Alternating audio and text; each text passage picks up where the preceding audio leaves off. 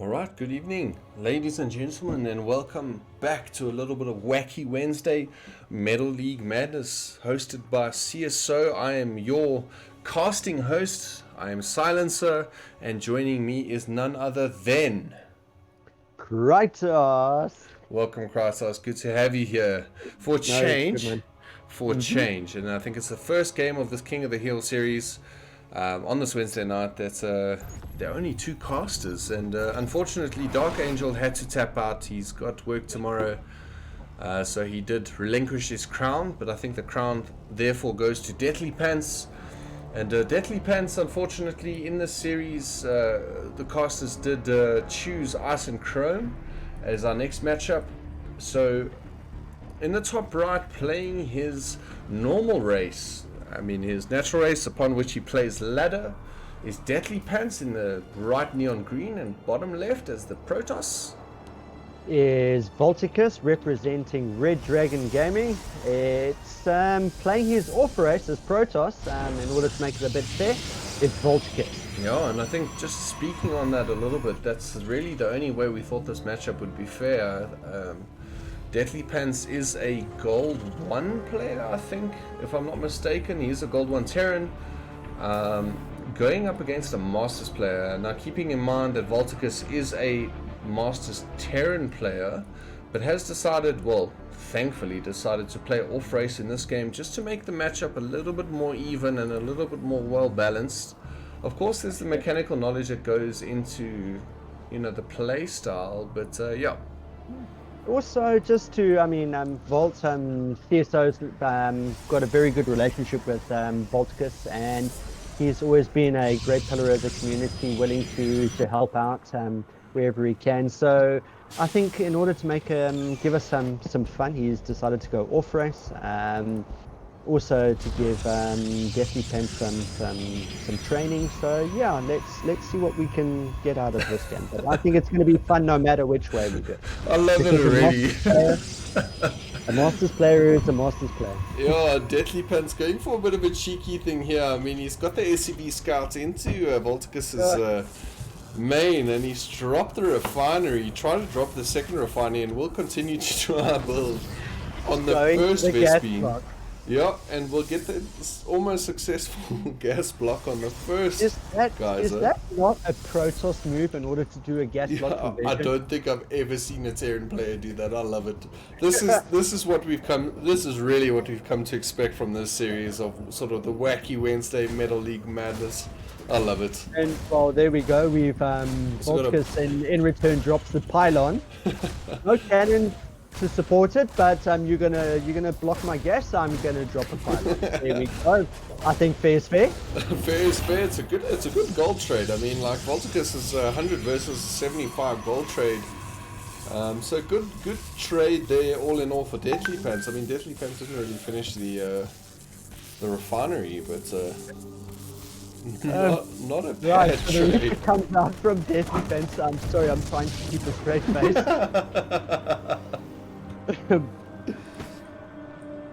Wacky Wednesday, yeah.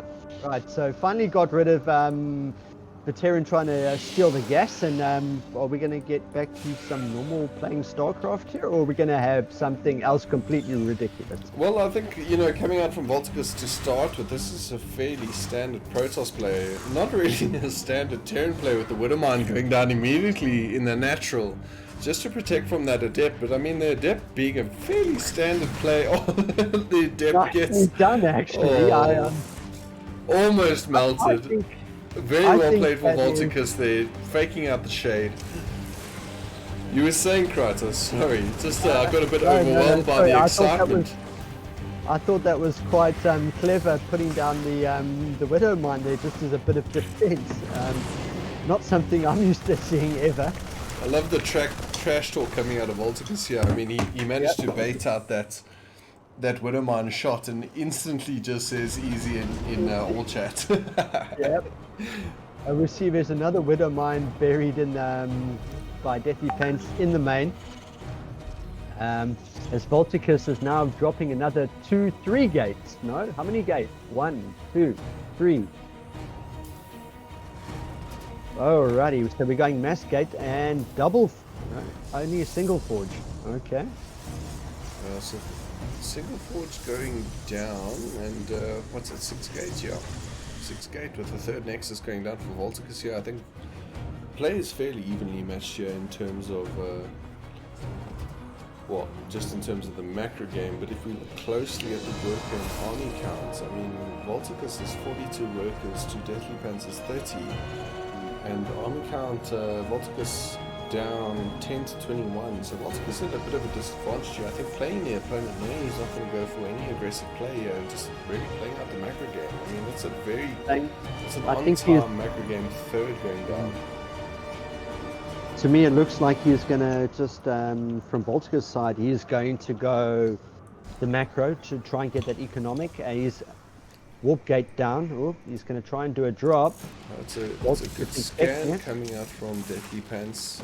The drop does go down. It's a Watermark. Will get 1 kill so far, but he does also see the forge upgrading as well as the 6 Stargates, the 6 gateways, and that is a pretty good amount of information for him.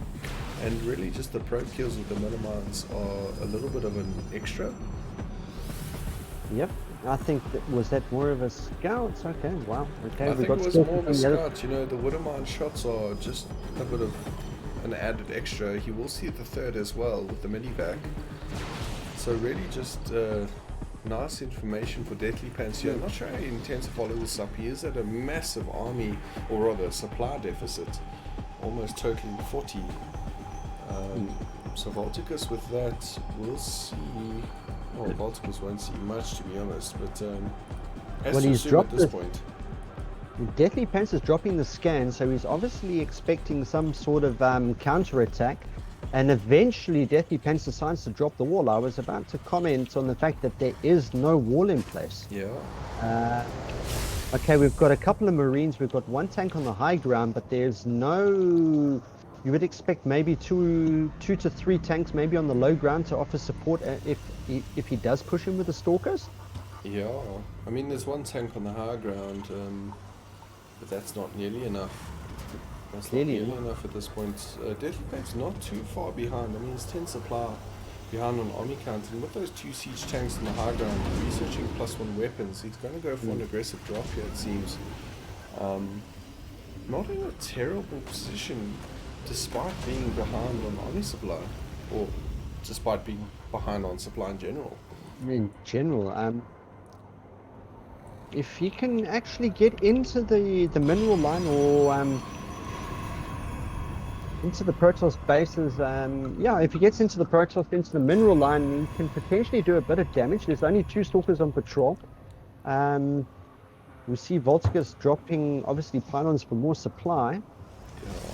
This looking like a bit of an increasingly scary position for DeathlyPants to be in. We do see that pylon going down here. Obviously, the medivac drop is coming in. 1, it's being 2, 3, 4. Dropping another 5 gates with charge. This is what I was actually about to say earlier. Are we not going to see a mass zealot charge lot all in? I mean, it would be fantastic for Voltacus. I mean, he doesn't really have the information. He sees the Marines, and I mean, obviously the charge lot zealots are great against just a general Marine army, but for the most part, Voltacus hasn't seen too much of the Terran bases himself, so he doesn't really know if there's a third. But yeah, I think Zealot Rush, or Zealots with Rush at the moment would be quite a good pick here, especially with weapons level 2 finishing up. With 11 gates, this is definitely going to be some sort of highly aggressive push. Okay, there comes the scan.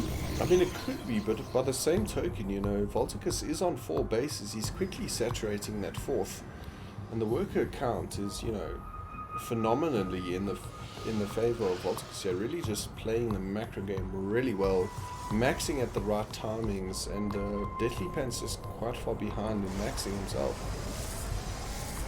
And again, there's not much of an army on DeathlyPants' side. I mean, we need something here. Let's see, what are we dropping? Okay, we're going Rex. There's no BC for harass. There's very little. We've got a couple of tanks and a couple of marines. At the end of the day, we don't really have much in the way of an army. No, there's really not much of an army here. You're looking at 66 army supply to 98 actually on the side of Voltacus. Voltacus really floating the extra army supply here. He knows that there are a lot of marines. He's got the High Templars with researched Storm available. Forgot the word there for a second. There we go. I mean, I hate to say this, and good on DeathlyPants taking on a Masters player even on his off race, but there's pretty much, this is GG unless DeathlyPants can pull something miraculous out of his hat. I don't see how he can hold against that army. And you know what it's really come down to at this point is just who is the better macro player. And unfortunately for DeathlyPants, Voltacus, I think, even though he's he's on his off race, just he's better at macro. Yes, he went for, early on he had very low units. He pushed that economy. As he expanded, he kept those probes out, and in order to keep that economy going. Yeah, and it's now a matter of he can spend. I mean, look at the minerals, look at the gas. Well, Voltacus is getting those weapons done. I mean, he's maxed out on his work account. I think as a Protoss player, already 86 workers. It's a tremendous amount of workers, and you can really just sort of do what you want without any aggression coming out of DeathlyPants. And at this point, Voltacus has to know that he's at a lead, but he needs to use this lead as an advantage before DeathlyPants maxes out himself. I think Voltacus has probably given him the opportunity to try and max out and see what he can do with it. I mean, DeathlyPants is getting up on the mineral count and the gas count, and he's not spending it. I'm not quite sure what the answer is for the Protoss army, to be quite honest. We have a little bit of everything. We've got Stalkers, we've got Archons, we've got. I think really just lacking for Voltacus at the moment. Yes, he does have those High Templars available with energy and with Storms available, but he's just seen that there's a lot of Marauders and there's a lot of Marines available with combat shields upgraded on the side of DeathlyPants, and I would really like to see some extended thermal lance Colossi available here. But I mean, you know, the High Templars typically perform a better duty if the micro is poor on the side of DeathlyPants. And I mean, this engagement will show us all we need to know. The Zealots do go in, the Zealots will get picked off immediately, but the Archons are allowed on the back line just to get in some splash damage, and that forces DeathlyPants to retreat here. I mean, there's really nothing he can do to hold off that defense. Not even one Storm being dropped there. And, I mean, the Force Fields and Guardian Shield used there, and that was more than enough to handle that. Yeah, Voltacus now in the natural. He does have a Warp Prism with 2 High Templar available. Ooh, he does get and there goes down the Storm. And unfortunately, the Warp Prism will fall with 2 of those High Templar in it without getting too much. I mean, he does drop the health of a couple of Marines, maybe dropping a few, but he really needs to counter push here. I know it's his off race, but he should be able to read the game well enough to know that he's in an advantageous position here. What I'm quite pleasantly surprised at is DeathlyPants is continuously pushing up medivacs. Why is he not dropping more Stargates, Vikings, battle cruisers, potentially Thors, some units that are a little bit tankier and can do a little bit more damage? But he continues to push out tanks and Marines against a Protoss army with Storm. It's gonna melt. Look, I think at this point in the game it comes down to what you know, and it seems that what you know for DeathlyPants is really just a bio ball. I mean, he doesn't, like you said, he doesn't have those medivacs. He's got 2 flying in at the moment, but that's not nearly enough to deal with the army. I'm glad to see the addition of Ghosts, just for those EMPs, but you know, to counter the Archons and the High Templars, but really not enough here from DeathlyPants. He's quickly approaching his cap, but he's not banking nearly as much as Voltacus at this point. Voltacus going for a very cocky Nexus there, just to block out a little bit of mining time. Oh, Actually, what you mean the 1, 2, 3 Nexus that he's just dropped in order to prevent any expansion. 4. Yeah. You have He's those going extra for minerals, you drop them, eh? mineral And, block. that's what. He's mineral blocking. Ooh, massive fight breaking out here in the south corner of the map. Storm standing. Big storms dropping down. Target fire will be on the Marines here. Oh, Marines getting absolutely melted. Marauders get melted as well. And actually, Voltacus backing out of that fight. I'm very surprised he didn't go for a bit of a more aggressive approach after winning that battle so convincingly. Does decide to max out instead. And still floating a tremendous income lead. Like I said, the one thing about Voltacus is he's always there to help people learn. So I think he knows he's in a position where he cannot lose this game. So it's more of a allow your opponent to take away from this replay what he can get in the way of coaching. Yeah, and you know, for Voltacus, I suppose it's just more experience in playing off race for him, and Correct. Yeah, we see that with this 5 Void Ray harass on the main. It does manage to take out an extra CC on the high ground. But I mean, what's next year? Voltacus is maxed out, he's floating a tremendous amount of minerals and gas, and it seems like he's really just toying with his food at this point.